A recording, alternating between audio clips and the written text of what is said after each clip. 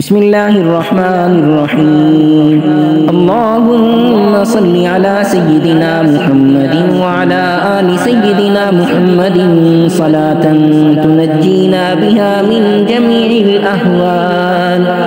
جميع الأهوال والآفات، وتقضي لنا بها جميع الحاجات،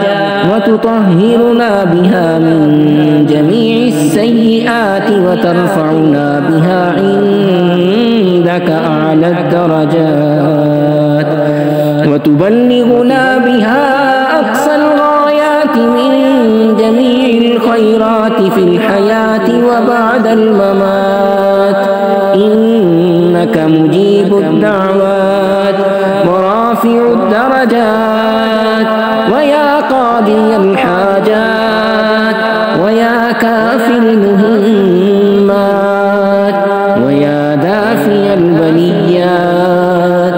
ويا حل المشكلات. أغثني أغثني أغثني يا إلهي، إنك على كل شيء